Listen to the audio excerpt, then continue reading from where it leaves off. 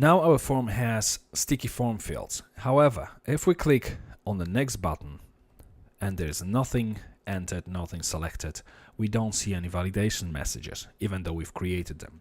This is because obviously we didn't create any function to display them on the page yet.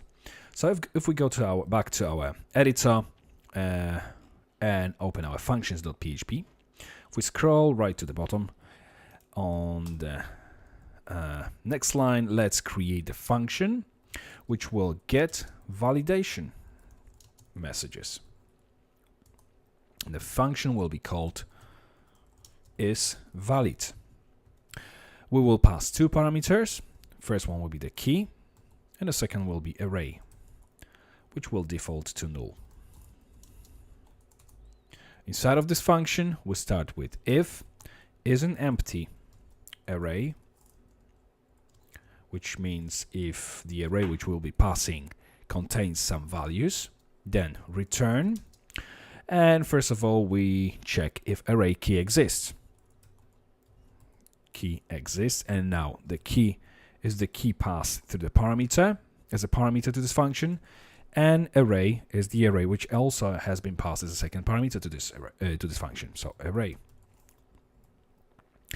Then question mark if it exists. Then what we want to display the validation message will be span with a class of WARN warning, and inside of this, in between the opening and closing span tag, we will put simply array and a key. Then we have closing span tag.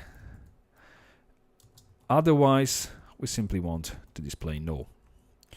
I'll explain what this function does in just a second. Then if it is empty, then else return null. Okay, so what's happening here? What we're going to be doing, we will be passing the array which we've created earlier inside of the step 1.php, which will be our missing array. This array will contain the messages which also contain all these messages will have assigned its own keys. So first name key will be passed, and then value will be populated from the required array which we've created in a previous video. So we will have basically the same structures here. We will have a key and a value. So what this function does, this function will check if array key exists again. So if this key, let's say first name, exists inside of this missing array, then simply display the message from this array which has been assigned to this key inside of this span, in between those span tags, which basically warn class has just red color assigned to it. But rather than talking about this, let's see it in action. So if we go to our step 1.php, if we scroll down, and before our input tag, if we type open in PHP tag, echo is valid. And now our key here is first name, and our array is obviously missing array. So semicolon after that and closing PHP tag. So this one is assigned to this text field. Now if we copy this whole thing, paste it above the next text field, only this time the first parameter will be last name. So if the last name field has been empty, obviously this will be processed by this for each loop, and if it was empty, then obviously it's going to be sent the value and a key to this missing array. So we have our last name, then we go to the age, which needs to be displayed above our age drop-down menu. Again, first parameter would be age in this case. If we copy this thing, gender, this will be displayed above the first label. We see first parameter will be gender in this case.